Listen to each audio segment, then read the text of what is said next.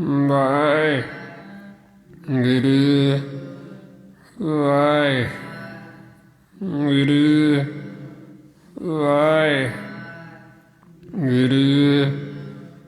ਵਾਹਿਗੁਰੂ ਵਾਹਿਗੁਰੂ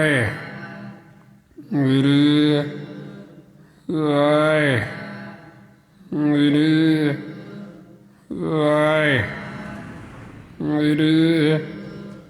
ਵਾਹਿਗੁਰੂ ਵਾਹਿਗੁਰੂ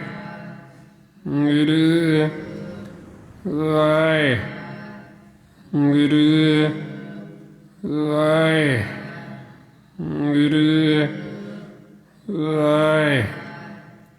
ਵਾਹਿਗੁਰੂ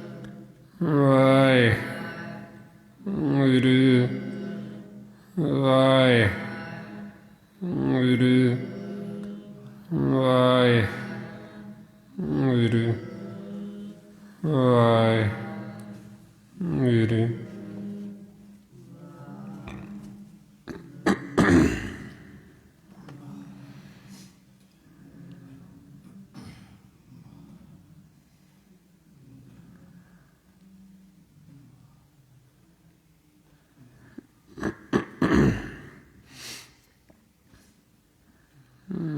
ਵਾਹਿਗੁਰੂ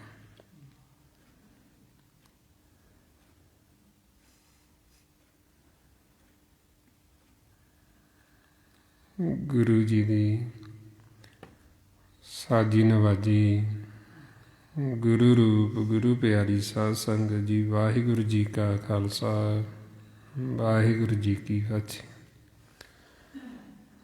ਗੁਰਮੁਖ ਪਿਆਰਿਓ, ਗੁਰਬਾਣੀ ਗੁਰੂ ਵਿੱਚ ਜੋ ਸਤਿਗੁਰੂ ਸਾਨੂੰ ਉਪਦੇਸ਼ ਕਰ ਰਹੇ ਨੇ, ਸਤਿਗੁਰੂ ਸਮਝਾਉਂਦੇ ਵੀ ਜੋ ਸਾਰਾ ਖੇਲ ਹੈ ਪਰਮਾਤਮਾ ਨਿਰੰਕਾਰ ਵਾਹਿਗੁਰੂ ਨੇ ਖੇਲ ਸ਼ੁਰੂ ਕੀਤਾ ਹੈ, ਤੇ ਆਪਾਂ ਨੂੰ ਸਮਝਾਉਂਦੇ ਵੀ ਮਾਲਕ ਪਰਮਾਤਮਾ ਦੀ ਜੇ ਸਾਡੇ ਉੱਤੇ ਨਜ਼ਰ ਹੋਵੇ ਤੇ ਉਹ ਮੂਰਖਾਂ ਤੋਂ ਪੰਡਤ ਬਣਾ ਦਿੰਦਾ। ਪੰਡਤ ਕਹਿੰਦੇ ਵੀ ਜਿਹਨੂੰ ਸਾਰਾ ਗਿਆਨ ਸਾਰੀ ਸੋਝੀ ਦੇ ਦਿੰਦਾ, ਉਹਨੂੰ ਗੁਰਬਾਣੀ ਗੁਰੂ ਵਿੱਚ ਪੰਡਤ ਆਖਿਆ। ਉਹ ਪੰਡਤ ਜਿਹੜਾ ਸਾਰਿਆਂ ਨੂੰ ਸਾਂਝਾ ਉਪਦੇਸ਼ ਦਿੰਦਾ ਚੌਂ ਵਰਨਾਂ ਨੂੰ, ਉਸ ਪੰਡਤ ਨੂੰ ਸਤਿਗੁਰੂ ਕਹਿੰਦੇ ਵੀ ਅਸੀਂ ਵੀ ਨਮਸਕਾਰ ਕਰਦੇ। ਚੌਂ ਵਰਨਾਂ ਕੋ ਦੇ ਉਪਦੇਸ਼, ਨਾਨਕ ਤਿਸ ਪੰਡਤ ਕੋ ਸਦਾ ਆਦੇਸ਼। ਬਈ ਜਿਹੜਾ ਚੌਂ ਵਰਨਾਂ ਨੂੰ ਸਾਰਿਆਂ ਨੂੰ ਸਾਂਝਾ ਉਪਦੇਸ਼ ਦਿੰਦਾ, ਉਹਨੂੰ ਨਮਸਕਾਰ। ਹੁਣ ਮਾਲਕ ਚਾਹਵੇ ਤੇ ਉਹ ਮੂਰਖ ਨੂੰ ਪੰਡਤ ਕਰ ਦਿੰਦਾ, ਤੇ ਉਹ ਪੰਡਤ ਤੋਂ ਮੂਰਖ ਵੀ ਕਰ ਦਿੰਦਾ। ਉਹਦਾ ਖੇਲ ਹੈ। ਮਹਾਰਾਜ ਕਹਿੰਦੇ ਖਲ ਮੂਰਖ ਤੇ ਪੰਡਤ ਗਰਭ, ਪੰਡਤ ਤੇ ਮੁਗਧਾਰੀ। ਬਈ ਮਾਲਕ ਚਾਹਵੇ ਤੇ ਉਹ ਮੂਰਖ ਨੂੰ ਪੰਡਤ ਕਰ ਦਿੰਦਾ, ਮੂਰਖਾਂ ਨੂੰ ਵੀ ਗਿਆਨ ਦੇ ਦਿੰਦਾ, ਸੋਝੀ ਦੇ ਦਿੰਦਾ, ਮੂਰਖ ਤੋਂ ਸਿਆਣਾ ਹੋ ਜਾਂਦਾ।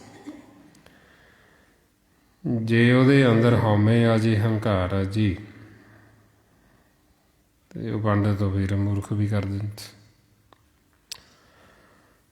ਸੋ ਇਸ ਵਾਸਤੇ ਫਿਰ ਸਮਝਾਉਂਦੀ ਬਈ ਇਹ ਖੇਲ ਹੈ ਜੋ ਮਾਲਕ ਦਾ,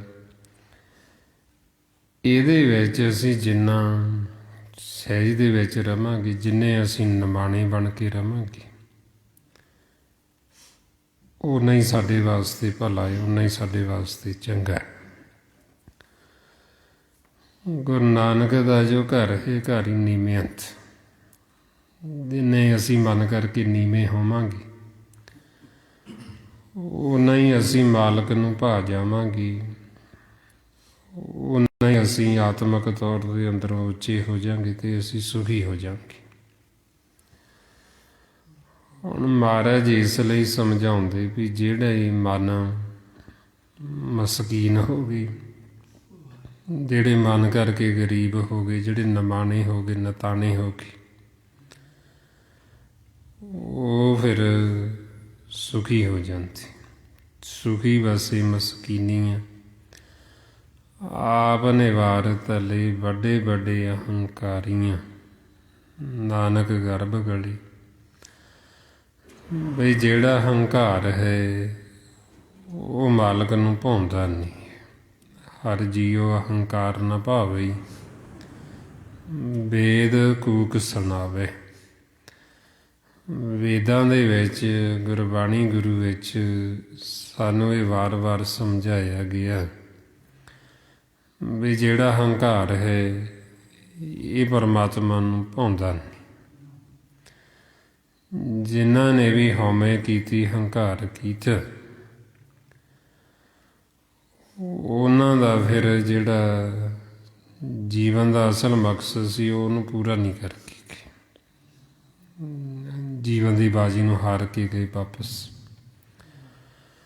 ਉਹਦੇ ਵਾਸਤੇ ਫਿਰ ਸਾਨੂੰ ਉਦਾਹਰਨਾਂ ਦਿੱਤੀਆਂ ਉਹਨਾਂ ਜੀਵਾਂ ਦੀਆਂ ਜਿਨ੍ਹਾਂ ਨੇ ਹਉਮੈ ਕੀਤੀ, ਹੰਕਾਰ ਕੀਤਾ। ਹੰਕਾਰ ਕੀਤਾ ਰਾਵਣ ਨੇ। ਰਾਵਣ ਵੇਦਾਂ ਦਾ ਗਿਆਤਾ ਸੀ, ਪੰਡਤ ਸੀ, ਪਰ ਹਉਮੈ ਆ ਗਈ, ਹੰਕਾਰ ਆ ਗਈ। ਜਦੋਂ ਉਹਨੇ ਹਉਮੈ ਹੰਕਾਰ ਕੀਤਾ, ਇਹ ਮਹਾਰਾਜ ਸੱਚੇ ਪਾਤਸ਼ਾਹ ਕਹਿੰਦੇ ਵੀ ਜਿਹਦੇ 'ਤੇ ਹੰਕਾਰ ਕਰਦਾ ਸੀ, ਇੱਕ ਛਿਣ ਦੇ ਵਿੱਚ ਹੀ ਸਾਰਾ ਕੁਛ ਉਹਦਾ ਜਿਹੜਾ ਖਤਮ ਹੋ ਗਿਆ।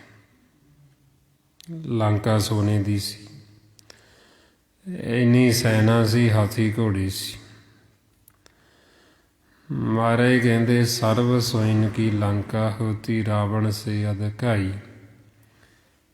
ਕਹਾਂ ਭਏ ਦਰ ਬਾਂਧੇ ਹਾਥੀ, ਖਿਨ ਮੇ ਭਈ ਪਰਾਈ। ਇੱਕ ਛਿੰਚੀ ਸਾਰਾ ਕੁਛ ਪਰਾਇਆ ਹੋ ਗਿਆ, ਖਤਮ ਹੋ ਗਿਆ। ਹੁਣ ਉਹਦਾ ਏਡਾ ਵੱਡਾ ਪਰਿਵਾਰ ਸੀ, ਇੰਨਾ ਉਹਦਾ ਨਾਮ ਚੱਲਦਾ ਸੀ, ਰਾਜਾ ਸੀ। ਪਰ ਜਦੋਂ ਉਹਨੇ ਹਉਮੈ ਕੀਤਾ, ਹੰਕਾਰ ਕੀਤਾ, ਮਹਾਰਾਜ ਕਹਿੰਦੇ ਵੀ ਕੋਈ ਉਹਦਾ ਰਿਹਾ ਬਣਾ ਵੀ ਜਿਹੜਾ ਉਹਨੂੰ ਅੰਤ ਸਮੇਂ ਦੀਵਾ ਬੱਤੀ ਦਿਖਾਉਂਦਾ। ਵੀ ਅੰਤ ਸਮੇਂ ਜਿਹੜਾ ਉਹਨੂੰ ਬੱਤੀ ਦਿਖਾਉਂਦਾ, ਦੀਵਾ ਦਿਖਾਉਂਦਾ। ਜਿਵੇਂ ਪੁਰਾਤਨ ਸਮਿਆਂ ਦੇ ਵਿੱਚ ਉਸ ਸਮੇਂ ਜੀਵ ਇੱਦਾਂ ਕਰਦੇ ਸੀ, ਜਦੋਂ ਕੋਈ ਜੀਵ ਦੇਹ ਛੱਡਣ ਲੱਗਦਾ ਤੇ ਉਹ ਤਲੀ ਦੇ ਉੱਤੇ ਦੀਵਾ ਰੱਖ ਕੇ ਉਹਨੂੰ ਜਗਾ ਕੇ ਉਹਨੂੰ ਕਹਿੰਦੇ ਵੀ ਆ ਜੋਤ ਵੱਲ ਧਿਆਨ ਰੱਖ। ਉਦੋਂ ਉਸ ਸਮੇਂ ਜੀਵਾਂ ਦਾ ਮੰਨਣਾ ਸੀ ਵੀ ਇੱਦਾਂ ਜੋਤ 'ਚ ਜੋਤ ਮਿਲ ਜਾਂਦੀ, ਪਰ ਇੱਦਾਂ ਜੋਤ 'ਚ ਜੋਤ ਮਿਲਦੀ ਨਹੀਂ ਹੈ। ਪਰ ਉਦੋਂ ਜੀਵ ਦਾ ਇੱਦਾਂ ਮੰਨਦੇ ਸੀ। ਅਤੇ ਮਹਾਰਾਜ ਕਹਿੰਦੇ ਵੀ ਰਾਵਣ ਨੂੰ ਕੋਈ ਉਹ ਨਾ ਬਚਿਆ ਵੀ ਜਿਹੜਾ ਉਹਨੂੰ ਤਲੀ 'ਤੇ ਰੱਖ ਕੇ ਦੀਵਾ ਦਿਖਾਉਂਦਾ। ਸਾਰਾ ਕੁਛ ਹੀ ਖਤਮ ਹੋ ਗਿਆ। ਮਹਾਰਾਜ ਕਹਿੰਦੇ 1 ਲੱਖ ਪੂਤ 1.25 ਲੱਖ ਨਾਤੀ, ਤਹਿ ਰਾਵਣ ਘਰ ਦੀਆ ਨਾ ਬਾਤੀ। ਵੀ ਉਹਨੇ ਹੰਕਾਰ ਕੀਤਾ। ਫਿਰ ਉਦਾਹਰਨ ਦਿੱਤੀ ਦਰਜੋਜਨ ਸੀ, ਵੀ ਉਹਨੇ ਹੰਕਾਰ ਕੀਤਾ, ਹਉਮੈ ਵਿੱਚ ਆਈ, ਯੁੱਧ ਕੀਤਾ, ਅਤੇ ਉਹਨਾਂ ਨੂੰ ਫਿਰ ਕੋਈ ਵੀ ਸਾਂਭਣ ਵਾਲਾ ਨਾ ਬਚੇ। ਉਹਨਾਂ ਦੀਆਂ ਜਿਹੜੀਆਂ ਦੇਹਾਂ ਸੀ ਉਹ ਗਿਲਜਾਂ ਨੇ ਖਾਧੀਆਂ। ਕੋਈ ਵੀ ਨਾ ਬਚਿਆ ਵੀ ਜਿਹੜਾ ਉਹਨਾਂ ਦੀਆਂ ਦੇਹਾਂ ਨੂੰ ਵੀ ਸਾਂਭਦਾ, ਸੰਸਕਾਰ ਕਰਦਾ। ਮਹਾਰਾਜ ਕਹਿੰਦੇ ਮੇਰੀ ਮੇਰੀ ਕੈਰੋ ਕਰਤੇ ਦਰਜੋ ਜਨ ਸੇ ਭਾਈ।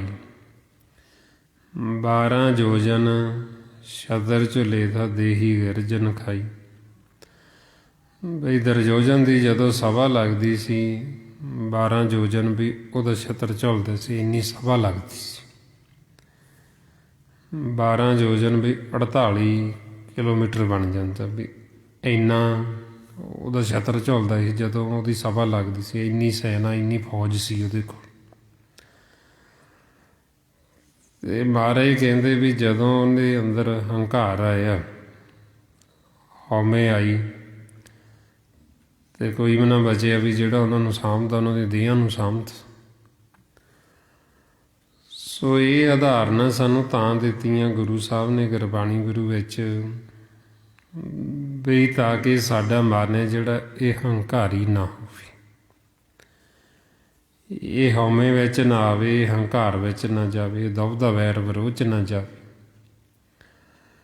ਵੀ ਤਾਂ ਕਿ ਇਹਨੂੰ ਭੇਤ ਆ ਜੇ ਵੀ ਐਡੇ ਐਡੇ ਜਿਹੜੇ ਆਪਦੇ ਆਪ ਨੂੰ ਰਾਜੀ ਅਖਵਾਉਂਦੇ ਸੀ, ਵੀ ਉਹ ਚਲੇ ਗਏ, ਜੀਵਨ ਦੀ ਬਾਜੀ ਨੂੰ ਹਾਰ ਕੇ ਗਏ, ਤੇ ਅਸੀਂ ਇਸੋਂ ਕੀ ਲੈ ਜਾਣਾ ਨਾਲ। ਸੋ ਇਸ ਵਾਸਤੇ ਫਿਰ ਆਪਾਂ ਨੂੰ ਕਹਿੰਦੇ ਵੀ ਜੇ ਤੁਸੀਂ ਜੀਵਨ ਦਾ ਲਾਹਾ ਖੱਟਣਾ ਫਿਰ ਤੁਸੀਂ ਨੀਵੇਂ ਹੋ। ਹੁਣ ਨੀਵਾਂ ਸਾਡਾ ਮਨ ਕਿਵੇਂ ਹੋਵੇ? ਜਦੋਂ ਤਾਂ ਇਹ ਮੈਲਾ ਹੈ, ਇਹਦੇ ਅੰਦਰ ਹੰਕਾਰ ਹੁੰਦਾ, ਨੀਵਾਂ ਹੁੰਦਾ। ਮਨ ਸਾਡਾ ਨੀਵਾਂ ਫੇਰ ਹੋਏਗਾ ਜਦੋਂ ਇਹ ਨਿਰਮਲ ਹੋਏਗਾ।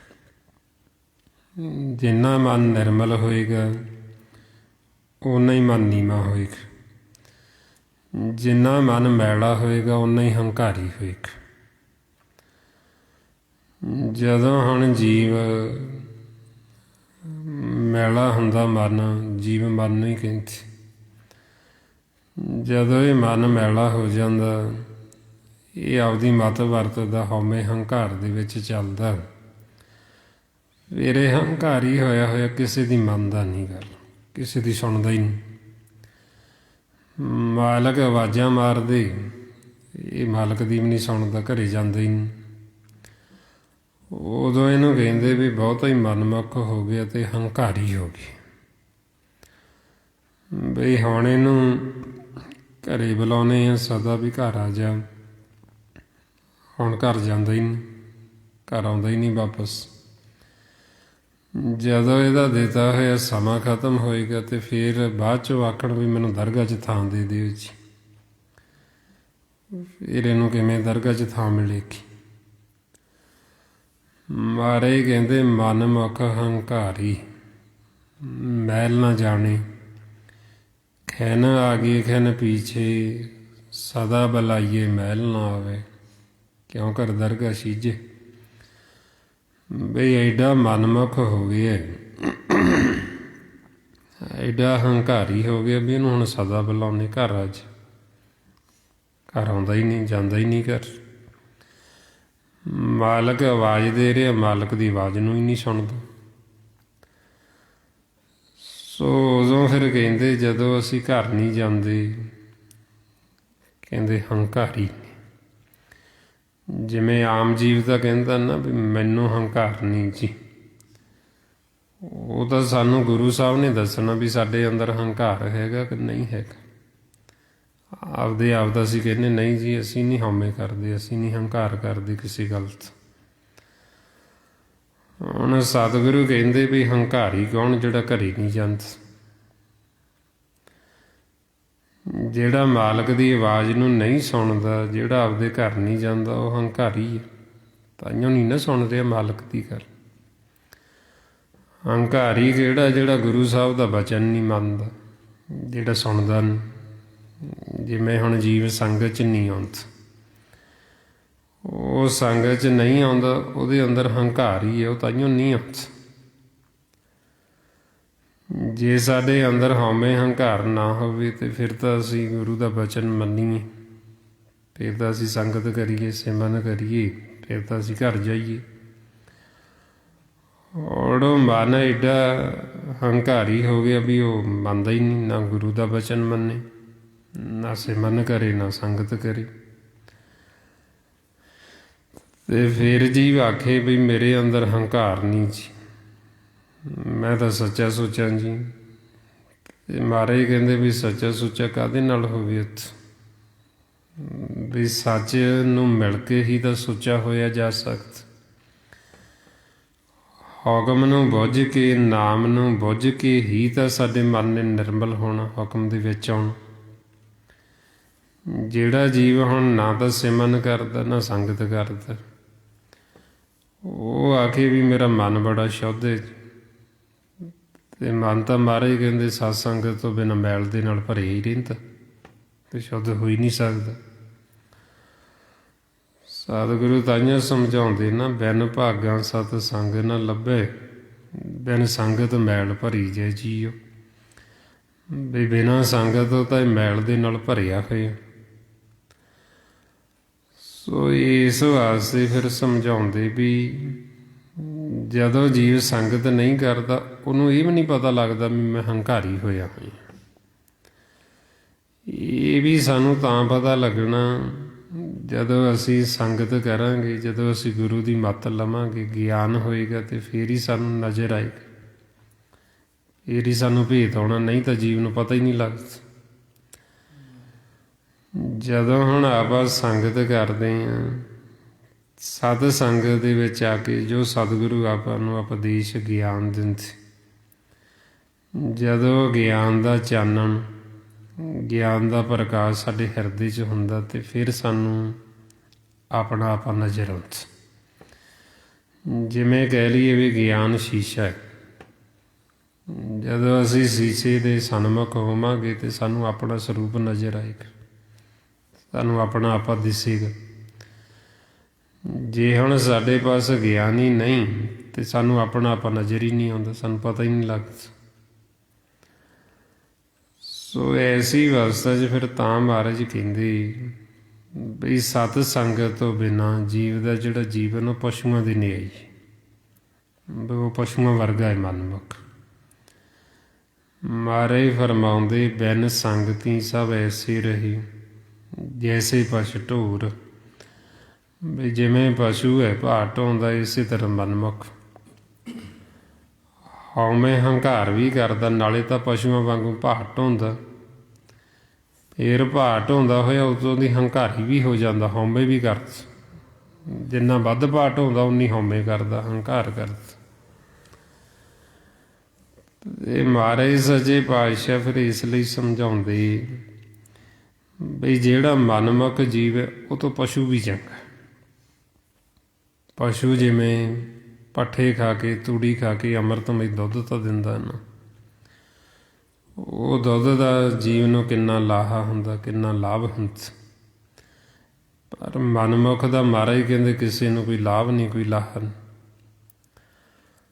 ਸਤਿਗੁਰੂ ਫਰਮਾਉਂਦੇ ਪਸ਼ੂ ਮਿਲੇ ਚੰਗਿਆਈਆਂ, ਖੜ ਖਾਏ ਅੰਮ੍ਰਿਤ ਦੀ, ਨਾਮ ਵਿਹੂਣੇ ਆਦਮੀ, ਧ੍ਰਿਗ ਜੀਵਨ ਕਰਮ ਕਰੇ। ਬਈ ਜਿਹੜੇ ਨਾਮ ਤੋਂ ਵਿਹੂਣੇ, ਨਾਮ ਤੋਂ ਟੁੱਟੇ ਹੋਏ, ਮਹਾਰਾਜ ਕਹਿੰਦੇ ਉਹਨਾਂ ਦਾ ਜੀਵਨ ਧ੍ਰਿਗ। ਜਿਹੜਾ ਉਹ ਕਰਮ ਕਰਦੇ, ਉਹ ਕਰਮ ਉਹਨਾਂ ਦਾ ਕੀਤਾ ਹੋਇਆ ਧ੍ਰਿਗ, ਲਾਹਨਤ ਪਾਉਂਦੀ। ਬਈ ਜੇ ਹੁਣ ਜੀਵ ਸਤਸੰਗ 'ਚ ਨਹੀਂ ਆਉਂਦਾ, ਸਤਿਗੁਰੂ ਫਿਰ ਕਹਿੰਦੇ ਤੇਰਾ ਜਿਉਣਾ ਧ੍ਰਿਗ। ਜੋ ਸਤਿਗੁਰ ਸਰਨ ਸੰਗਤ ਨਹੀਂ ਆਏ, ਧ੍ਰਿਗ ਜੀਵੇ ਧ੍ਰਿਗ ਜੀਵਾਸ। ਵੀ ਉਹਨਾਂ ਦਾ ਜਿਉਣਾ ਧ੍ਰਿਗ। ਜੋ ਖਾਂਦੇ, ਸਤਿਗੁਰੂ ਕਹਿੰਦੇ ਤੁਹਾਡਾ ਖਾਣਾ ਧ੍ਰਿਗ। ਜੋ ਪਹਿਨਦੇ ਕੱਪੜਾ, ਕਹਿੰਦੇ ਪਹਿਨਣਾ ਧ੍ਰਿਗ। ਜਦੋਂ ਸੌਂਦੇ, ਕਹਿੰਦੇ ਤੁਹਾਡਾ ਸੌਣਾ ਵੀ ਧ੍ਰਿਗ। ਜਿਸ ਪਰਿਵਾਰ, ਜਿਸ ਕੁਟੁੰਬ ਦੀ ਖਾਤਰ ਉਹ ਦਿਨ ਰਾਤ ਕੰਮ ਕਰਨ ਲੱਗੇ ਹੋਏ, ਮਹਾਰਾਜ ਕਹਿੰਦੇ ਤੁਹਾਡਾ ਕੁਟੁੰਬ ਵੀ ਧ੍ਰਿਗ। ਬਈ ਜੇ ਤੁਸੀਂ ਹੁਣ ਮਾਲਕ ਦੇ ਨਾਲ ਨਹੀਂ ਮਿਲਾਪ ਕਰਦੇ, ਇਸ ਮਾਰਗ ਦੇ ਉੱਤੇ ਨਹੀਂ ਚੱਲਦੇ, ਮਹਾਰਾਜ ਫਰਮਾਉਂਦੇ ਧ੍ਰਿਗ ਧ੍ਰਿਗ ਖਾਇਆ, ਧ੍ਰਿਗ ਧ੍ਰਿਗ ਸੋਇਆ, ਧ੍ਰਿਗ ਧ੍ਰਿਗ ਕੱਪ ਡੰਗ ਚੜ੍ਹਾਇਆ, ਧ੍ਰਿਗ ਸਰੀਰ ਕੁਟੁੰਬ ਸਹਿਤ ਸਿਓ ਜਿਤ ਹੁਣ ਖਸਮ ਨਾ ਪਾਏ। ਵੀ ਜੇ ਹੁਣ ਅਸੀਂ ਆਪਦੇ ਪਤੀ ਪਰਮੇਸ਼ਰ ਨਾਲ ਮਿਲਾਪ ਹੀ ਨਾ ਕੀਤਾ, ਤੇ ਮਹਾਰਾਜ ਕਹਿੰਦੇ ਤੁਹਾਡਾ ਸਾਰਾ ਕੁਛ ਹੀ ਧ੍ਰਿਗ, ਲਾਹਨਤ ਪਾਉਂਦੀ। ਸੋ ਇਸ ਲਈ ਫਿਰ ਕਹਿੰਦੇ ਵੀ ਸੰਸਾਰ ਦੇ ਵਿੱਚ ਆਉਣਾ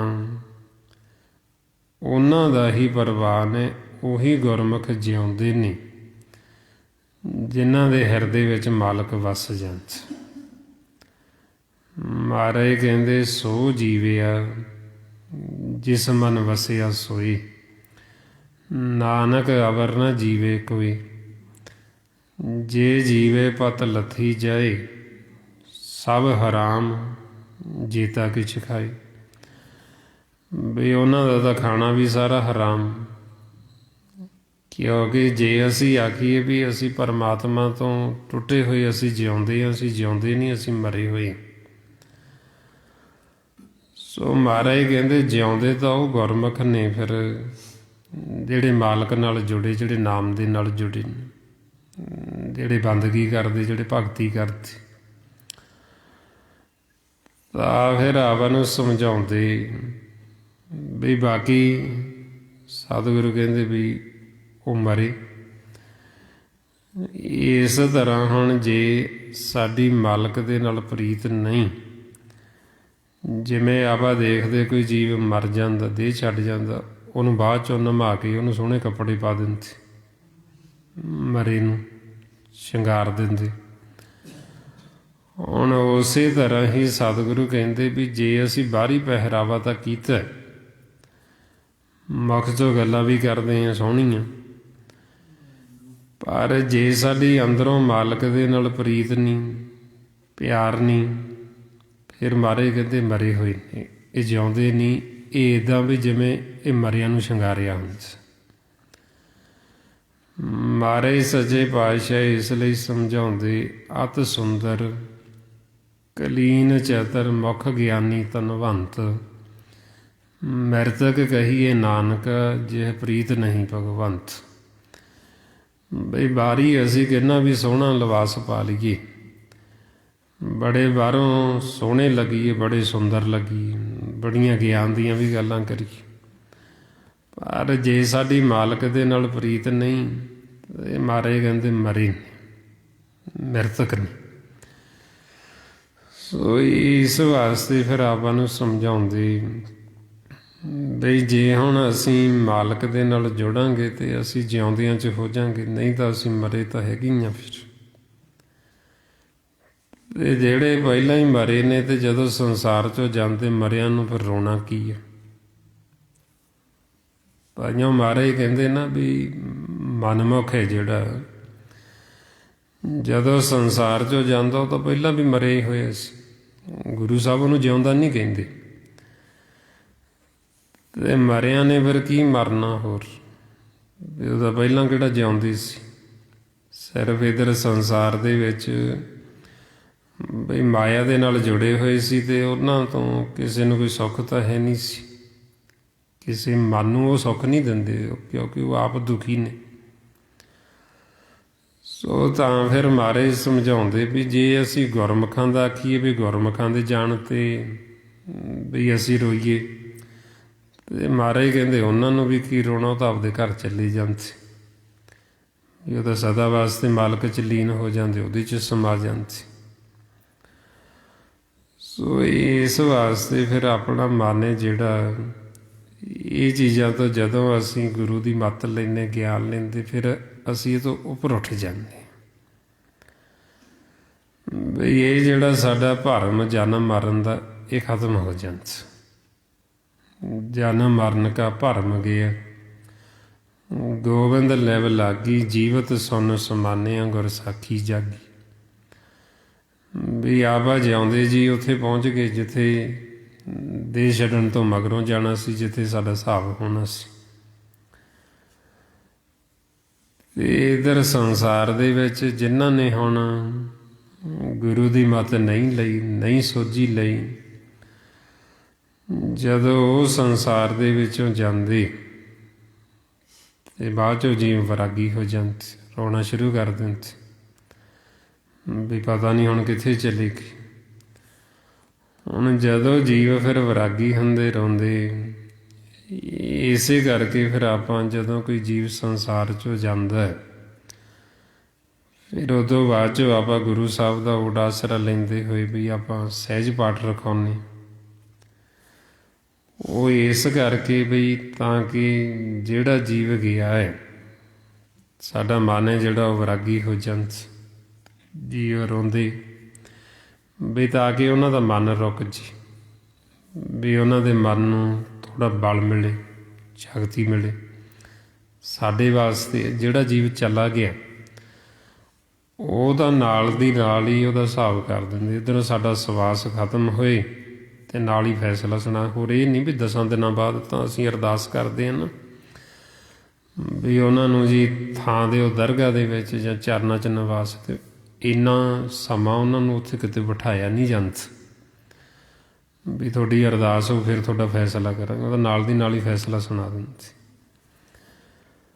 ਹੁਣ ਇਹ ਤਾਂ ਸਾਡੇ ਵਾਸਤੇ ਹੁੰਦਾ ਬਾਅਦ 'ਚੋਂ, ਪਰ ਸੰਸਾਰੀ ਜੀਵ ਆ ਜਿਹੜਾ ਉਹ ਕੀ ਕਰਦੇ, ਜਦੋਂ ਕਿ ਜੀਵ ਦੇਹ ਛੱਡਦਾ ਜੇ ਜਾਂਦੇ ਵੀ ਉਹ ਸੰਸਾਰ ਦੀਆਂ ਗੱਲਾਂ ਕਰਨੀਆਂ ਸ਼ੁਰੂ ਕਰ ਦਿੰਦੇ। ਉੱਥੇ ਜਾ ਕੇ ਥੋੜ੍ਹਾ ਸਮਾਂ ਕਹਿਣਗੇ ਵੀ ਹਾਂਜੀ ਚੰਗਾ ਹੁੰਦਾ ਸੀ ਜੀ, ਬੜਾ ਵਧੀਆ ਸੀ, ਮੁੜ ਕੇ ਹੋਰ ਗੱਲਾਂ ਤੋਰ ਲੈਣਗੇ ਸੰਸਾਰ ਦੀਆਂ।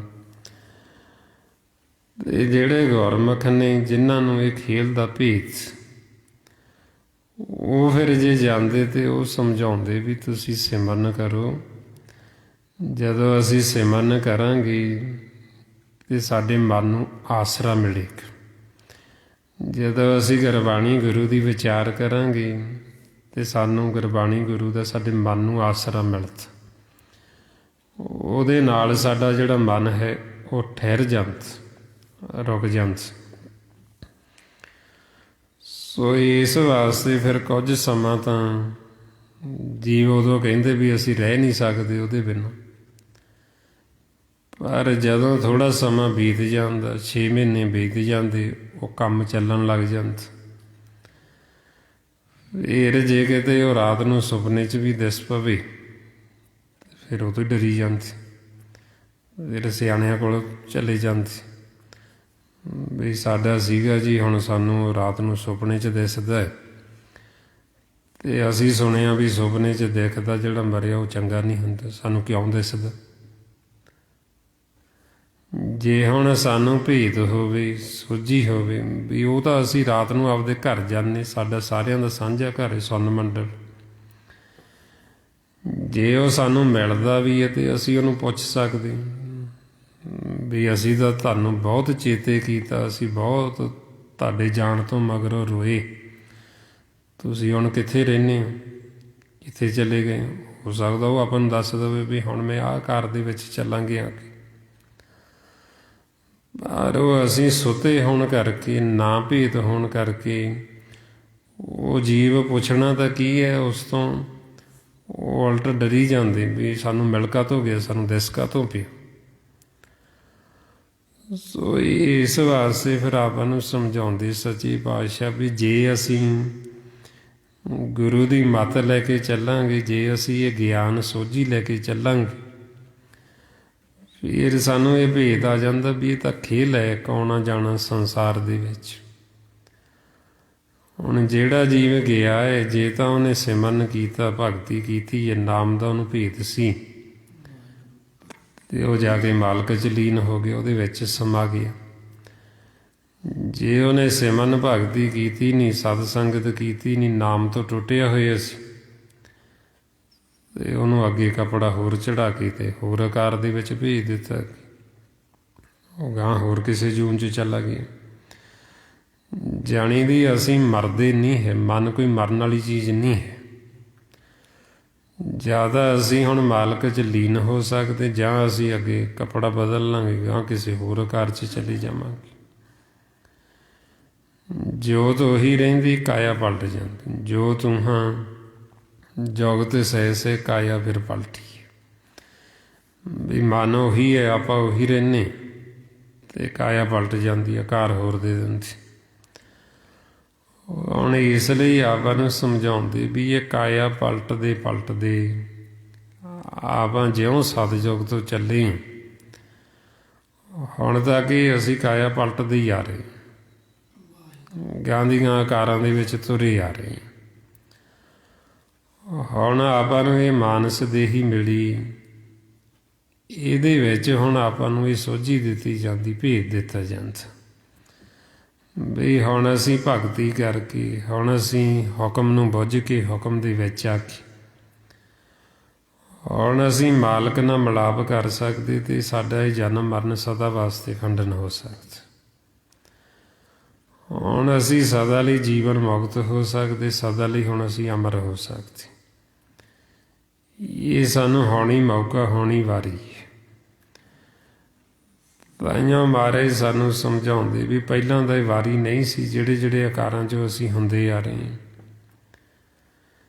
ਕਈ ਜਨਮ ਭਏ ਕੀਟ ਪਤੰਗਾ, ਕਈ ਜਨਮ ਗਜਮੀਨ ਕਰੰਗਾ, ਕਈ ਜਨਮ ਪੰਖੀ ਸਰਪ ਹੋਇਓ, ਕਈ ਜਨਮ ਹੈਵਰ ਵਰਿਖ ਜੋਇਓ, ਮੈਲ ਜਗਦੀਸ਼ ਮਿਲਣ ਕੀ ਬਰੀਆ, ਚਿਰੰਕਾਲ ਇਹੋ ਦੇ ਸੰਜਰੀਆ। ਵੀ ਹੁਣ ਪਹਿਲਾਂ ਤਾਂ ਹੋਰਾਂ ਆਕਾਰਾਂ ਦੇ ਵਿੱਚ ਅਸੀਂ ਤੁਰੇ ਆ ਰਹੇ, ਇਹ ਸਾਨੂੰ ਵਾਰੀ ਨਹੀਂ ਸੀ। ਹੁਣ ਬੜੇ ਚਿਰਾਂ ਬਾਅਦ ਇਹ ਵਾਰੀ ਮਿਲੀ।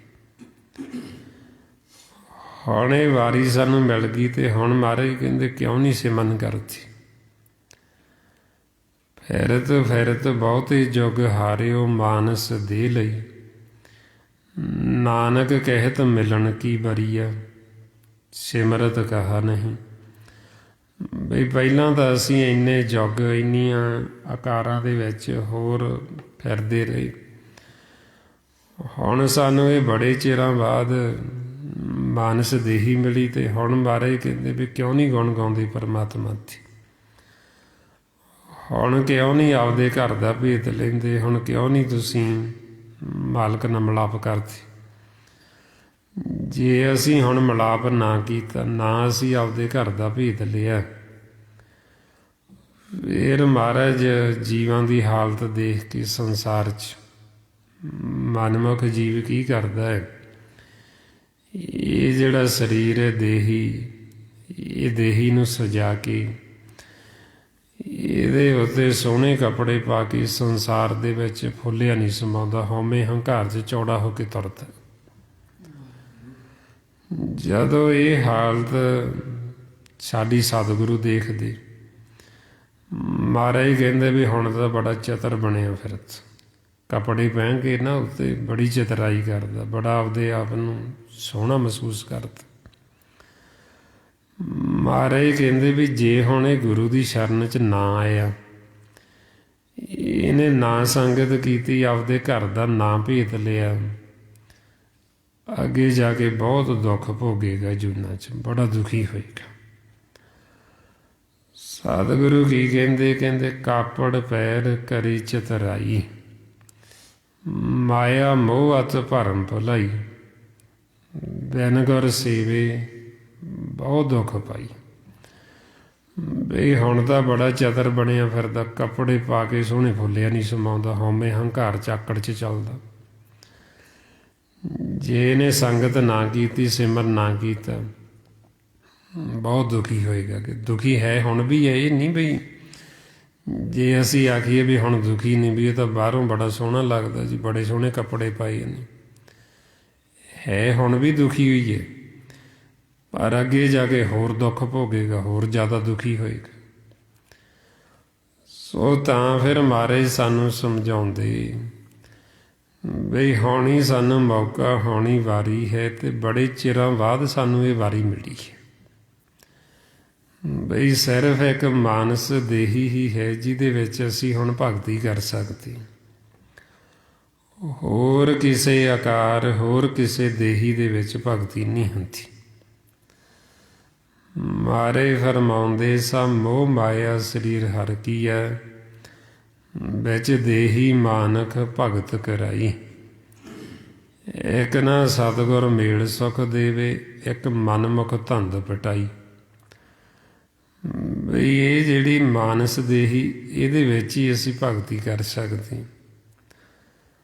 ਹੁਣ ਮਾਲਕ ਜਦੋਂ ਕਿਰਪਾ ਕਰਦੇ, ਇੱਕ ਤਾਂ ਸਾਨੂੰ ਲਿਆ ਕੇ ਸੰਗਤ ਦੇ ਵਿੱਚ ਸਿਮਰਨ ਕਰਾਉਂਦੇ, ਸਾਨੂੰ ਆਪਣੇ ਘਰ ਦਾ ਭੇਤ ਦਿੰਦੇ ਤੇ ਸਾਡੇ ਮਨ ਨੂੰ ਸੁੱਖ ਦਿੰਦੇ। ਇੱਕ ਉਹ ਮਨਮੁਖ ਜੀਵ ਨੇ ਜਿਹੜੇ ਧੰਦ ਹੀ ਪਿੱਟੀ ਜਾਂਦੇ, ਦਿਨ ਰਾਤ ਲੱਗੇ ਧੰਦ ਪਿੱਟਣ, ਸਿਰਫ ਕਰਮ ਹੀ ਕਰੀ ਜਾਂਦੇ, ਜਿਸ ਮਕਸਦ ਵਾਸਤੇ ਆਏ ਉਹਨੂੰ ਸਮਝਦੇ ਹੀ ਨਹੀਂ, ਦੁਖੀ ਹੋ ਰਹੇ ਨੇ। ਸੋ ਤਾਂ ਫਿਰ ਮਹਾਰਾਜ ਸਮਝਾਉਂਦੇ ਸਾਨੂੰ ਵੀ ਹੁਣ ਇਹ ਸਾਨੂੰ ਵਾਰੀ, ਹੁਣ ਇਹ ਸਾਨੂੰ ਮੌਕਾ, ਇਹ ਮੌਕਾ ਵਾਰੀ ਉਦੋਂ ਹੀ ਨਾ ਨਿਗਾਹ ਲਿਓ। ਵੀ ਸਮਾਂ ਤਾਂ ਸਾਡਾ ਰੋਜ਼ ਦੀ ਰੋਜ਼ ਘਟਦਾ ਜਾ ਰਿਹਾ, ਬੀਤਦਾ ਜਾ ਰਿਹਾ, ਇੱਕ ਦਿਨ ਸਾਡਾ ਸਮਾਂ ਖਤਮ ਹੋ ਜਾਣਾ। ਇਹ ਆਪਾਂ ਨੂੰ ਕਹਿੰਦੇ ਸਮਾਂ ਖਤਮ ਹੋਣ ਤੋਂ ਪਹਿਲਾਂ ਪਹਿਲਾਂ ਜਿਹੜੇ ਮਕਸਦ ਵਾਸਤੇ ਤੁਸੀਂ ਆਏ ਹੋ ਉਹਨੂੰ ਪੂਰਾ ਕਰ ਲਓ। ਗੁਰੂ ਦੀ ਸ਼ਰਨ ਦੇ ਵਿੱਚ ਚਲੇ ਜਾਓ ਤੇ ਜਾ ਕੇ ਉਹਨੂੰ ਪੂਰਾ ਕਰ ਲਓ ਆਪਦੇ ਕਾਰਜ। ਮਹਾਰਾਜ ਤਾਈਓ ਸਾਨੂੰ ਰੋਜ਼ ਸਮਝਾਉਂਦੇ, ਔਧ ਘਟੇ ਦਿਨ ਸਰੇ ਨਾਰੀ, ਮਨ ਗੁਰਮਿਲ ਕਾਜ ਸਵਾਰੀ। ਵੀ ਸਾਡੀ ਔਧ, ਸਾਡੀ ਆਰਜੂ ਤਾਂ ਘਟਦੀ ਜਾ ਰਹੀ ਰੋਜ਼ ਦੀ ਰੋਜ਼, ਦਿਨ ਪਹਿਰ ਘੜੀਆਂ ਸਮਾਂ ਤਾਂ ਬੀਤਦਾ ਹੀ ਜਾ ਰਿਹਾ। ਜੇ ਅਸੀਂ ਆਖੀਏ ਅਸੀਂ ਵੱਡੇ ਹੋ ਰਹੇ, ਵੱਡੇ ਥੋੜ੍ਹੀ ਅਸੀਂ ਘਟ ਰਹੇ ਹਾਂ। ਜਦੋਂ ਆਪਾਂ ਇਸ ਸੰਸਾਰ 'ਚ ਆਉਂਦੇ ਹਾਂ ਉਦੋਂ ਹੀ, ਜਦੋਂ ਅਸੀਂ ਆ ਕੇ ਇੱਥੇ ਸਵਾਸ ਲੈਣੇ ਸ਼ੁਰੂ ਕਰ ਦਿੱਤੇ, ਉਸੇ ਦਿਨ ਤੋਂ ਹੀ ਅਸੀਂ ਘਟਣਾ ਸ਼ੁਰੂ ਕਰ ਦਿੱਤਾ। ਮਹਾਰਾਜ ਕਹਿੰਦੇ ਜਿਵੇਂ ਜਨਨੀ ਹੈ ਮਾਂ, ਉਹ ਆਪਦੇ ਬੱਚੇ ਨੂੰ ਦੇਖ ਕੇ ਖੁਸ਼ ਹੁੰਦੀ ਵੀ ਮੇਰਾ ਬੱਚਾ ਵੱਡਾ ਹੋ ਰਿਹਾ। ਸਤਿਗੁਰੂ ਕਹਿੰਦੇ ਉਹ ਵੱਡਾ ਨਹੀਂ ਹੁੰਦਾ, ਉਹ ਘਟ ਰਿਹਾ। ਉਹ ਤਾਂ ਰੋਜ਼ ਦੀ ਰੋਜ਼ ਘਟਦਾ ਸ਼ੁਰੂ ਹੋ ਗਿਆ, ਰੋਜ਼ ਦੀ ਰੋਜ਼ ਘਟਦਾ ਜਾ ਰਿਹਾ। ਜਨਨੀ ਜਾਨਤ ਸੁਤ ਵੱਡਾ ਹੋਤ ਹੈ, ਇਤਨਾ ਨਾ ਜਾਨਤ ਔਧ ਔਧ ਨੀਤ ਘਟਤ ਹੈ। ਵੀ ਤਾਂ ਰੋਜ਼ ਦੀ ਰੋਜ਼ ਘਟ ਰਿਹਾ। ਹੁਣ ਇਸੇ ਤਰ੍ਹਾਂ ਹੀ ਆਪਾਂ ਨੂੰ ਸਮਝਾਉਂਦੇ ਵੀ ਅਸੀਂ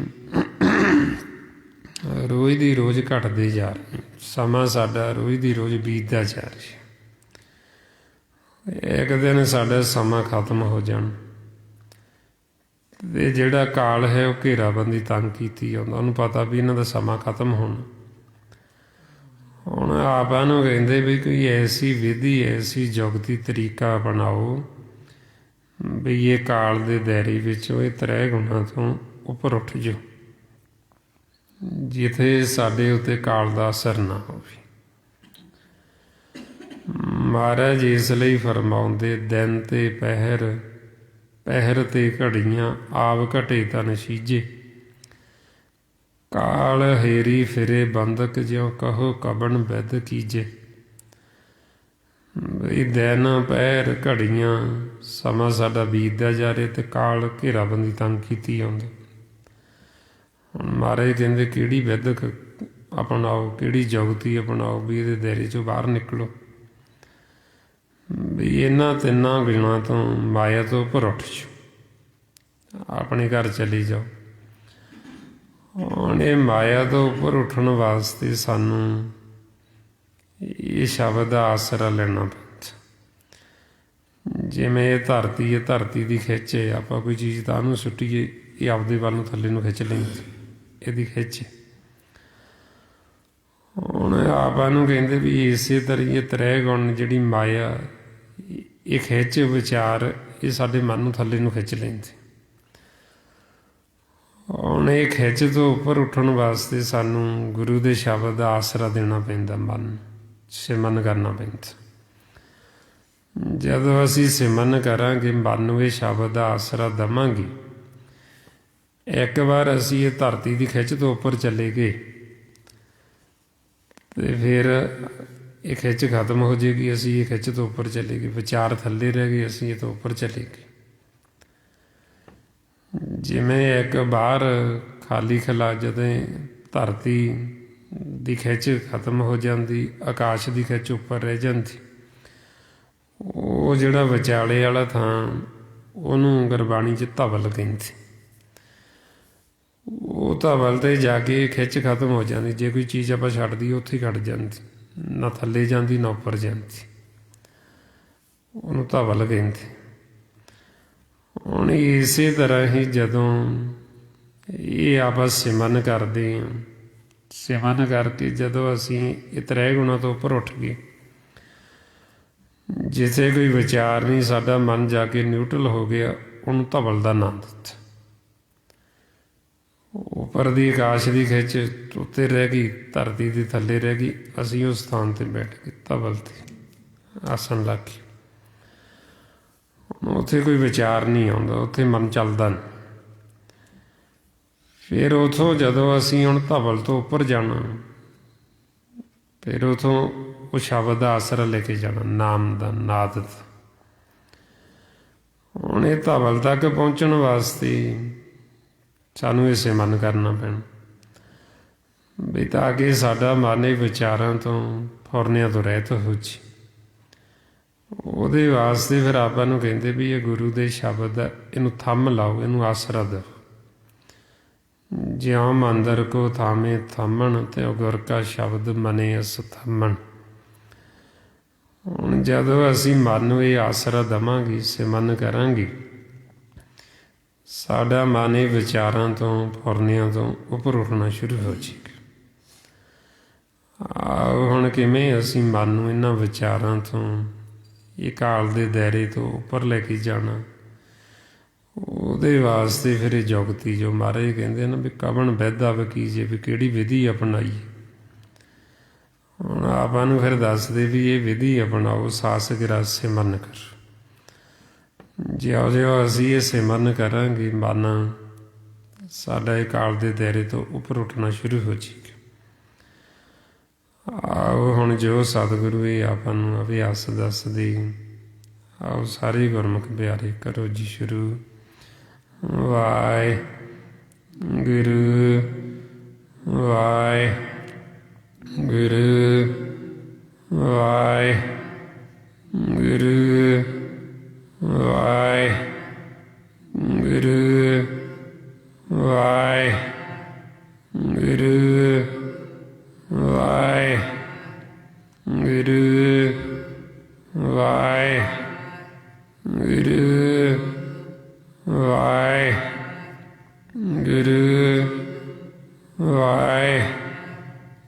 ਵਾਹਿਗੁਰੂ ਵਾਹਿਗੁਰੂ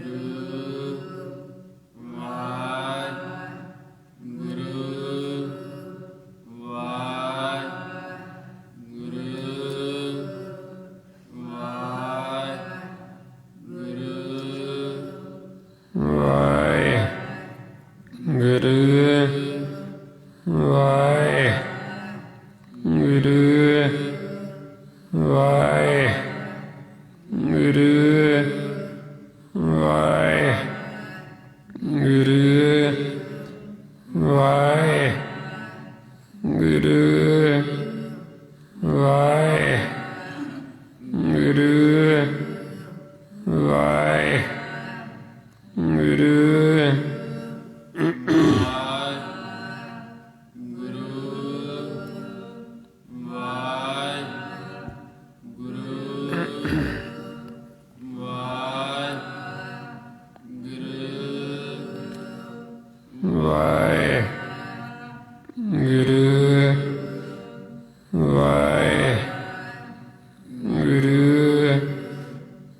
ਵਾਹਿਗੁਰੂ ਵਾਹਿਗੁਰੂ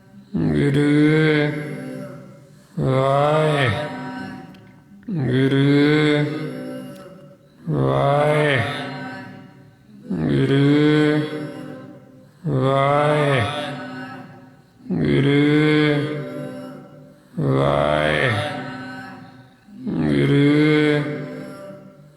ਵਾਹਿਗੁਰੂ ਵਾਹਿਗੁਰੂ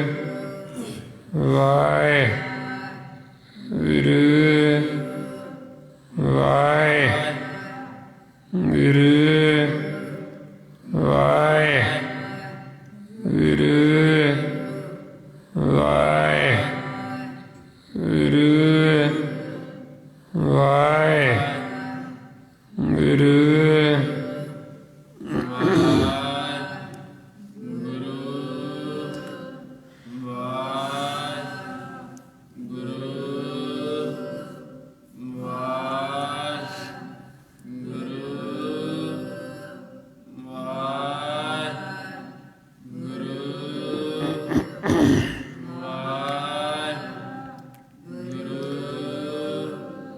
ਵਾਹਿਗੁਰੂ ਜੀ ਕਾ ਖਾਲਸਾ ਵਾਹਿਗੁਰੂ ਜੀ ਕੀ ਫਤਿਹ। ਇਸ ਤਰੀਕੇ ਨਾਲ ਗੁਰਮੁਖ ਪਿਆਰਿਓ ਜਦੋਂ ਵੀ ਆਪਾਂ ਅਭਿਆਸ ਕਰਦੇ ਹਾਂ, ਇਹਦੇ ਨਾਲ ਆਪਣਾ ਮਨ ਇਹ ਕਾਲ ਦੇ ਦਾਇਰੇ ਤੋਂ ਉੱਪਰ ਉੱਠਦਾ, ਵਿਚਾਰਾਂ ਤੋਂ, ਫੁਰਨਿਆਂ ਤੋਂ। ਜਿਉਂ-ਜਿਉਂ ਹੁਣ ਅਸੀਂ ਇਹ ਅਭਿਆਸ ਕਰਾਂਗੇ, ਸਾਡੇ ਇਰਦ ਗਿਰਦ ਪਹਿਲਾਂ ਤਾਂ ਕਾਲ ਨੇ ਆਪਦਾ ਦਾਇਰਾ ਬਣਾਇਆ ਹੁੰਦਾ, ਫਿਰ ਸਾਡੇ ਇਰਦ ਗਿਰਦ ਸ਼ਬਦ ਦਾ ਰੱਖਿਆ ਚੱਕਰ ਬਣ ਜਾਏਗਾ। ਮਹਾਰਾਜ ਕਹਿੰਦੇ ਗੁਰ ਕਾ ਸ਼ਬਦ ਰਖਵਾਰੀ ਚੌਕੀ ਚ ਗਿਰਦ ਹਮਾਰੀ। ਜਦੋਂ ਅਸੀਂ ਫਿਰ ਇਹ ਸਿਮਰਨ ਕਰਾਂਗੇ, ਗੁਰੂ ਦੇ ਸ਼ਬਦ ਦਾ ਰੱਖਿਆ ਚੱਕਰ ਬਣ ਗਿਆ, ਫਿਰ ਅਸੀਂ ਇਹ ਰੱਖਿਆ ਚੱਕਰ ਬਣਾਉਂਦੇ ਬਣਾਉਂਦੇ ਅਸੀਂ ਸਹਿਜ ਵਿੱਚ ਚਲੇ ਜਾਣਾ ਆਪਣੇ ਘਰ। ਉੱਥੇ ਜਾ ਕੇ ਫਿਰ ਅਸੀਂ ਨਾਮ ਨੂੰ ਸੁਣਦੇ ਹਾਂ, ਸਾਡੀ ਟੁੱਟੀ ਹੋਈ ਨਾਮ ਦੇ ਨਾਲ ਗੰਢੀ ਜਾਂਦੀ। ਜਦੋਂ ਅਸੀਂ ਨਾਮ ਦੀ ਸ਼ਰਨ 'ਚ ਚਲੇ ਗਏ ਤੇ ਫਿਰ ਸਾਨੂੰ ਕਾਲ ਦੀ ਤਤੀ ਬਾਣੀ ਲੱਗਦੀ ਉੱਥੇ। ਫਿਰ ਅਸੀਂ ਸਮਝੋ ਵੀ ਅਸੀਂ ਪਾਰ ਬ੍ਰਹਮ ਪਰਮਾਤਮਾ ਦੀ ਸ਼ਰਨ ਦੇ ਵਿੱਚ ਜਾ ਵੜੇ। ਮਹਾਰਾਜ ਫਿਰ ਉੱਥੇ ਗਿਆਨ ਨੂੰ ਕਹਿੰਦੇ ਤਾਤੀ ਭਾਵ ਨਾ ਲੱਗੇ, ਪਾਰ ਬ੍ਰਹਮ ਸ਼ਰਨਾਈ ਚੌਗਿਰਦ ਹਮਾਰੇ ਰਾਮ ਕਰ, ਦੁੱਖ ਲੱਗੇ ਨਾ ਭਾਈ। ਫਿਰ ਉੱਥੇ ਸਾਡੇ ਮਨ ਨੂੰ ਕੋਈ ਦੁੱਖ ਨਹੀਂ ਲੱਗਦਾ। ਕਾਲ ਸੀ ਜਿਹੜਾ ਉਹ ਥੱਲੇ ਰਹਿ ਗਿਆ, ਆਪਾਂ ਇਹਦੇ ਦਾਇਰੇ ਤੋਂ ਉੱਪਰ ਚਲੇ ਗਏ। ਸੋ ਇਸ ਵਾਸਤੇ ਫਿਰ ਆਪਾਂ ਨੂੰ ਕਹਿੰਦੇ ਵੀ ਤੁਸੀਂ ਹੁਣ ਉੱਪਰ ਆਓ, ਤੁਸੀਂ ਆਪਦੇ ਘਰ ਆਓ। ਹੁਣ ਘਰ ਜਾਣ ਵਾਸਤੇ ਸਾਨੂੰ ਫਿਰ ਇਹ ਅਭਿਆਸ ਕਰਨਾ ਪੈਣਾ, ਸਾਨੂੰ ਬੇਨਤੀਆਂ ਜੋਦੜੀਆਂ ਮਾਲਕ, ਕਿਉਂਕਿ ਇੱਧਰ ਸੰਸਾਰ ਦੇ ਵਿੱਚ ਰਹਿ ਕੇ ਜਦੋਂ ਅਸੀਂ ਆਪਦੀ ਮੱਤ ਵਰਤਦੇ ਹਾਂ, ਆਪਦੀ ਮੱਤ ਦੁਆਰਾ ਜਦੋਂ ਅਸੀਂ ਚੱਲਦੇ ਹਾਂ, ਅਸੀਂ ਚਿੰਤਾ ਫਿਕਰ ਦੁਵਿਧਾ ਵੈਰ ਵਿਰੋਧ 'ਚ ਚਲੇ ਜਾਂਦੇ। ਫਿਰ ਜਦੋਂ ਸੰਗਤ 'ਚ ਆਉਂਦੇ, ਸਾਨੂੰ ਥੋੜ੍ਹੀ ਸੋਝੀ ਆਉਂਦੀ, ਭੇਤ ਆਉਂਦਾ, ਫਿਰ ਸ਼ਰਮ ਮਹਿਸੂਸ ਕਰਦੇ ਹਾਂ ਵੀ ਅਸੀਂ ਤਾਂ ਕੋਈ ਜਪ ਤਪ ਨਹੀਂ ਕੀਤਾ, ਵੀ ਅਸੀਂ ਭਗਤੀ ਨਹੀਂ ਕੀਤੀ, ਵੀ ਨਾ ਅਸੀਂ ਸੰਗਤ ਕੀਤੀ ਕਿਸੇ ਮਹਾਂਪੁਰਸ਼ਾਂ ਦੀ, ਸਾਧੂਆਂ ਦੀ, ਸੰਤਾਂ ਦੀ। ਫਿਰ ਇਸ ਅਵਸਥਾ 'ਚ ਮਹਾਰਾਜ ਕਹਿੰਦੇ ਜਪ ਤਪ ਸੰਜਮ ਧਰਮ ਨਾ ਕਮਾਇਆ, ਸੇਵਾ ਸਾਧ ਨਾ ਜਾਣਿਆ ਹਰ ਰਾਇਆ, ਕਹੋ ਨਾਨਕ ਹਮ ਨੀਚ ਕਰਮ, ਸ਼ਰਨ ਪਰੇ ਕੀ ਰਾਖੋ ਸ਼ਰਮ। ਫਿਰ ਸ਼ਰਮ ਮਹਿਸੂਸ ਕਰਦੇ ਹਾਂ ਤੇ ਫਿਰ ਬੇਨਤੀਆਂ ਕਰਦੇ ਵੀ ਹੁਣ ਸਾਡੀ ਇੱਜ਼ਤ ਰੱਖ ਲਓ, ਸਾਡੀ ਪੱਤ ਰੱਖ ਲਓ। ਪਰ ਮਾਲਕ ਇੰਨਾ ਦਿਆਲੂ ਕਿਰਪਾਲੂ ਹੈ, ਜੇ ਅਸੀਂ ਫਿਰ ਵੀ ਬੇਨਤੀਆਂ ਜੋਦੜੀਆਂ ਕਰੀਏ, ਸਿਮਰਨ ਕਰੀਏ, ਤੇ ਮਾਲਕ ਫਿਰ ਵੀ ਸਾਡੀ ਇੱਜ਼ਤ ਪੱਤ ਰੱਖਦਾ। ਵਾਈਆਂ ਮਾਰੇ ਕਹਿੰਦੇ ਹਰ ਜੂ ਰਾਖ ਲਿਓ ਪਤ ਮੇਰੀ, ਜਮ ਕੋ ਤਰਾਸ ਭਇਓ ਅਰੰਤਰ, ਸ਼ਰਨ ਗਈ ਕਿਰਪਾ ਨਿਧ ਤੇਰੀ। ਬਈ ਤੇਰੀ ਸ਼ਰਨ 'ਚ ਆਏ ਹਾਂ, ਸਾਡੀ ਹੁਣ ਇੱਜ਼ਤ ਰੱਖ ਲਾ, ਪੱਤ ਰੱਖ ਲਾ। ਤੇ ਸ਼ਰਨ ਦੇ ਵਿੱਚ ਪਿਆਂ ਦੀ ਉਹ ਇੱਜ਼ਤ ਪੱਤ ਰੱਖਦਾ, ਫਿਰ ਉਹ ਸਾਨੂੰ ਗੱਲ ਨਾਲ ਲਾ ਲੈਂਦਾ। ਸੋ ਸ਼ਰਨ ਦੇ ਵਿੱਚ ਵੀ ਮਨ ਫੇਰ ਹੀ ਪੈਂਦਾ ਜਦੋਂ ਇਹ ਨੀਵਾਂ ਹੁੰਦਾ। ਜੇ ਇਹਦੇ ਅੰਦਰ ਹੰਕਾਰ ਹੈ, ਹਉਮੈ, ਤੇ ਫਿਰ ਇਹ ਸ਼ਰਨ 'ਚ ਪੈਂਦਾ ਹੀ। ਸੋ ਇਸ ਵਾਸਤੇ ਹੁਣ ਇਹ ਆਪਾਂ ਮਨ ਨੂੰ ਸ਼ਰਨ ਦੇ ਵਿੱਚ ਲੈ ਕੇ ਜਾਣਾ। ਤੇ ਸ਼ਰਨ ਦੇ ਵਿੱਚ ਮਨ ਕਦੋਂ ਬਹਿੰਦਾ? ਜਦੋਂ ਅਸੀਂ ਬਿਲਕੁਲ ਮਨ ਨੂੰ ਵਿਚਾਰਾਂ ਤੋਂ ਫੁਰਨਿਆਂ ਤੋਂ ਰਹਿਤ ਕਰ ਲਾਂਗੇ, ਫਿਰ ਅਸੀਂ ਸ਼ਰਨ 'ਚ ਬੈਠਾਂਗੇ। ਜਦ ਤੱਕ ਵਿਚਾਰਾਂ 'ਚ ਉਹਨਾਂ ਸਮਾਂ ਸ਼ਰਨ 'ਚ ਨਹੀਂ ਬਹਿੰਦਾ। ਇਹ ਵਿਚਾਰ ਸਾਨੂੰ ਬੈਠਣ ਨਹੀਂ ਦਿੰਦੇ ਸ਼ਰਨ ਦੇ ਵਿੱਚ। ਸੋ ਜਦੋਂ ਅਸੀਂ ਬਿਲਕੁਲ ਮਨ ਨੂੰ ਵਿਚਾਰਾਂ ਤੋਂ ਰਹਿਤ ਕਰ ਲਾਂਗੇ, ਫਿਰ ਹੋਰ ਕੋਈ ਥਾਂ ਹੀ ਨਹੀਂ। ਫਿਰ ਅਸੀਂ ਸਮਝ ਲਓ ਸ਼ਰਨ 'ਚ ਬੈਠ ਗਏ। ਇਹ ਜਦੋਂ ਸ਼ਰਨ 'ਚ ਬੈਠ ਗਏ ਤੇ ਫਿਰ ਮਾਲਕ ਸਾਨੂੰ ਬੁਲਾਏਗਾ ਹੀ। ਜਦੋਂ ਅਸੀਂ ਉਹਦੀ ਸ਼ਰਨ 'ਚ ਬੈਠ ਗਏ, ਫਿਰ ਤਾਂ ਸੱਚ ਨੇ ਪ੍ਰਗਟ ਹੋਣਾ ਹੀ ਹੋਣਾ। ਫਿਰ ਤਾਂ ਨਾਮ ਨੇ, ਨਾਦ ਨੇ ਪ੍ਰਗਟ ਹੋਣਾ ਹੀ ਹੋਣਾ ਜਦੋਂ ਅਸੀਂ ਸ਼ਰਨ 'ਚ ਬੈਠਾਂਗੇ। ਸੋ ਇਸ ਵਾਸਤੇ ਹੁਣ ਸ਼ਰਨ 'ਚ ਬੈਠਣ ਲਈ ਇਹ ਅਸੀਂ ਵੱਧ ਤੋਂ ਵੱਧ ਸਿਮਰਨ ਕਰਨਾ, ਗੁਰਬਾਣੀ ਗੁਰੂ ਨੂੰ ਪੜ੍ਹ ਕੇ ਵਿਚਾਰਨਾ, ਤਾਂ ਕਿ ਸਾਡੇ ਮਨ ਪਾਸੇ ਨਾ ਜਾਣ। ਅਤੇ ਵੱਧ ਤੋਂ ਵੱਧ ਅਸੀਂ ਸਤ ਸੰਗਤ ਕਰਨੀ। ਇਹ ਜੋ ਸਾਰਾ ਭੇਦ ਗੁਰਬਾਣੀ ਗੁਰੂ ਦੁਆਰਾ ਆਪਾਂ ਨੂੰ ਦਿੱਤਾ ਗੁਰਮੁਖ ਜਨਾਂ ਨੇ, ਭਾਈ ਸਾਹਿਬ ਭਾਈ ਸੇਵਾ ਸਿੰਘ ਜੀ ਧਰਮਾਲਾ, ਉਸੇ ਗਿਆਨ ਨੂੰ ਹੀ ਆਪਾਂ ਨਿਤ ਦ੍ਰਿੜ ਕਰਦੇ ਹਾਂ ਵੀ ਤਾਂ ਕਿ ਸਾਡਾ ਮਨ ਜਿਹੜਾ ਇਹ ਗਿਆਨ ਨੂੰ ਮੰਨ ਕੇ ਕਮਾ ਕੇ ਆਪਦੇ ਜੀਵਨ ਦਾ ਲਾਹਾ ਕੱਟ ਲਵੇ ਅਤੇ ਸਦਾ ਵਾਸਤੇ ਜੀਵਨ ਮੁਕਤ ਹੋ ਜੇ। ਮਾਲਕ ਦੇ ਨਾਲ ਮਿਲਾਪ ਕਰ ਲਈਏ ਅਤੇ ਸਦਾ ਵਾਸਤੇ ਉਹਦੇ ਵਿੱਚ ਅਭੇਦ ਹੋ ਜਾਈਏ, ਤਾਂ ਕਿ ਸਾਡਾ ਜਿਹੜਾ ਇਹ ਆਵਾਗਾਉਣ ਦਾ ਚੱਕਰ ਇਹ ਸਦਾ ਲਈ ਮਿਟ ਜੇ। ਸੋ ਇਹੋ ਹੁਣ ਸਾਡਾ ਅਸਲ ਕਾਰਜ, ਇਹੋ ਅਸੀਂ ਕਰਨ ਵਾਸਤੇ ਆਏ। ਤਾਂਹੀਓ ਮਹਾਰਾਜ ਕਹਿੰਦੇ ਜਾ ਕੋ ਆਏ ਸੋਈ ਬਿਹਾਜੋ।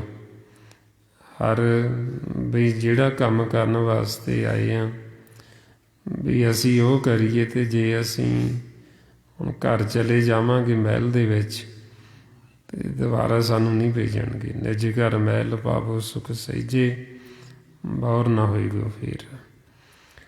ਸੋ ਇੰਨੀਆਂ ਹੀ ਬੇਨਤੀਆਂ, ਇੰਨੇ ਵਿਚਾਰ ਕਰਦਿਆਂ ਹੋਇਆਂ ਜੇ ਕੋਈ ਐਸਾ ਸ਼ਬਦ ਬੋਲਿਆ ਗਿਆ ਹੋਵੇ ਸੰਗਤ ਅਤੇ ਸਤਿਗੁਰੂ ਬਖਸ਼ਣ ਯੋਗ ਨੇ, ਬਖਸ਼ ਲੈਣਾ ਜੀ। ਵਾਹਿਗੁਰੂ ਜੀ ਕਾ ਖਾਲਸਾ, ਵਾਹਿਗੁਰੂ ਜੀ ਕੀ ਫਤਿਹ।